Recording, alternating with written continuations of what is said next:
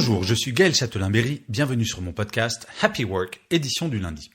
Une fois n'est pas coutume, je vous assure, je vais pousser un coup de gueule. Alors, il est gentil le coup de gueule, pas d'inquiétude, mais quand même, ça me tient vraiment à cœur. Je vais vous parler de déconnexion. Vous savez, le truc dont tout le monde rêve, mais que personne ne fait. En fait, le droit à la déconnexion a été instauré par la loi travail promulguée le 8 août 2016 et le droit à la déconnexion est entré en vigueur le 1er janvier 2017. Depuis, beaucoup d'entreprises ont fait des chartes en interne de déconnexion. Mais franchement, avez-vous le sentiment que depuis 2017, quoi que ce soit ait changé? Non? Eh bien, figurez-vous, c'est le sujet de ce coup de gueule, parce que c'est normal, rien n'a changé. Car au final, la volonté d'être véritablement déconnecté, même de notre part, est faible. Sentiment de culpabilité si on ne regarde pas nos mails, peur de rater quelque chose d'important, et autant de raisons qui font qu'on ne déconnecte pas de sa boîte mail. J'ai pris la charte du droit à la déconnexion d'une entreprise du CAC 40 que je ne nommerai pas. Et voilà ce qu'elle dit. Et vous allez voir, c'est juste hallucinant. Je cite. Un salarié ne peut être sanctionné ou pénalisé parce qu'il ne répond pas à ses mails pendant ses temps de repos, congés ou suspension du contrat de travail, sauf s'il s'agit d'une urgence ou de circonstances exceptionnelles nées de l'urgence de l'importance du sujet en cause ou de l'actualité. Alors vous n'y prêtez peut-être pas attention, mais moi je suis tombé de ma chaise.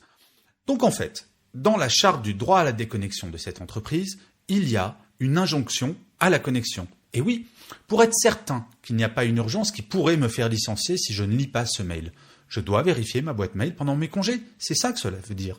C'est un non-sens.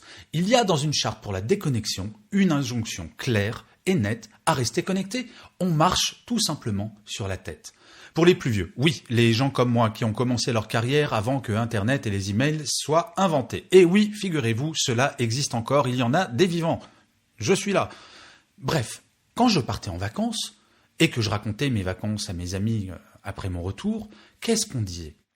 Eh bien, on disait, au bout de 3-4 jours, on déconnectait vraiment. Nous utilisions déjà ce mot de déconnecter et ce que cela voulait dire, c'est qu'au bout de 3-4 jours, nous ne pensions plus du tout à notre travail. Parce que notre travail n'avait aucun moyen d'entrer en contact avec nous. Et donc, on déconnectait, on se détendait véritablement. Vous savez que chaque jour, plus de 300 milliards de mails sont envoyés dans le monde.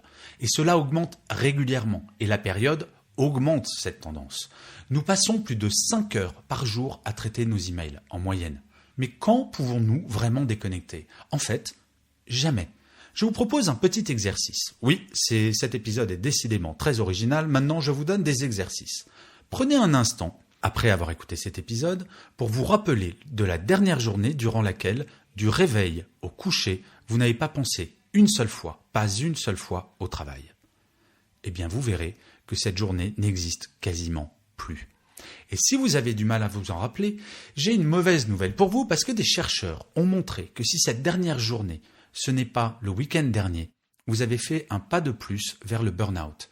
Déconnecter, c'est utile pour notre santé. Alors il existe des solutions qui vont au-delà d'une simple déclaration d'intention comme ces chartes de la déconnexion. Je pense au groupe Michelin qui envoie un mail d'alerte à un collaborateur qui se connecterait plus de 3 fois à sa messagerie en dehors des horaires de travail pendant 1 mois et il aura, en plus de ce mail d'alerte, si jamais il se reconnecte encore une fois, un entretien avec sa hiérarchie s'il continue. Je pense au groupe Daimler qui a créé en 2014 le concept de Mail on Holiday, littéralement message pendant les vacances. Cette opération consiste à effacer automatiquement les emails reçus pendant les congés de leurs salariés. L'expéditeur reçoit le mail suivant. Je suis en vacances, je ne peux pas lire votre email. Votre mail va être supprimé. Merci de contacter Karl ou Jenny si c'est vraiment important ou renvoyer le mail après mon retour. Merci beaucoup. Résultat, la personne ne se sent pas coupable de ne pas regarder ses mails pendant ses vacances. Il est vraiment déconnecté. Et la personne qui avait envoyé ce mail aura une réponse. Je pense également à Volkswagen, qui de 18h15 à 7h du matin et le week-end, pour plus de 3000 salariés, coupe les serveurs mail. Ces salariés ne peuvent plus recevoir de mails professionnels sur leur smartphone en dehors des heures de bureau. Ok, je sais ce que vous allez me dire. Ma boîte ne fera jamais ça. Eh bien, je vais vous révéler un secret. Rien ne vous empêche de le faire au sein de votre équipe. Parlez-en. Décidez d'un mode de fonctionnement où personne ne se sentira jugé s'il ne répond pas à un mail à 22h ou un dimanche. Il faut déculpabiliser les salariés. Non, l'email n'est pas quelque chose qui traite des urgences. Et je vais vous donner un exemple. Imaginez, ce soir, vous êtes chez vous, tranquille, et malheureusement, vous trébuchez sur le tapis, vous vous ouvrez l'arcade sourcilière et vous vous cassez le bras. Oui, bon, ça c'est pas de bol. Qu'est-ce que vous faites? Il y a une urgence, on est bien d'accord. Et là, je vous donne deux possibilités. Première possibilité, vous appelez le SAMU. Normal. Deuxième possibilité, vous envoyez un email au SAMU avec marqué en objet « urgent ». Nous sommes bien d'accord que personne ne ferait ça. S'il y a une urgence, on s'appelle. Donc, que vous soyez manager ou manager, parlez de cela dans votre équipe et mettez en place vraiment du fonctionnement très clair pour que les gens, quand ils sont chez eux, quand ils sont dans leur vie personnelle, ils ne culpabilisent pas de ne pas checker leur mail. Ils ne se disent pas qu'ils ne vont pas être de bons professionnels s'ils ne se connectent pas. C'est vraiment un travail qui peut se faire au niveau d'une équipe. Déconnecter, ce n'est pas un détail. Pour commencer, je vais vous donner un deuxième petit exercice tout simple. Dès demain matin, essayez de résister à l'envie de regarder vos emails tant que vous n'avez pas commencé votre journée de travail. Il faut laisser votre vie professionnelle en dehors de votre vie personnelle. Et commencer sa journée juste après s'être réveillé, en regardant si notre boss ou si notre client nous a pas envoyé un email pendant la nuit parce que lui ne déconnecte pas, c'est vraiment pas ce que l'on appelle commencer sa journée du bon pied. Et je finirai comme d'habitude cet épisode par une citation. Cette semaine, j'ai choisi une phrase du regretté Stephen Hawking qui disait « L'intelligence, c'est la capacité de s'adapter au changement ».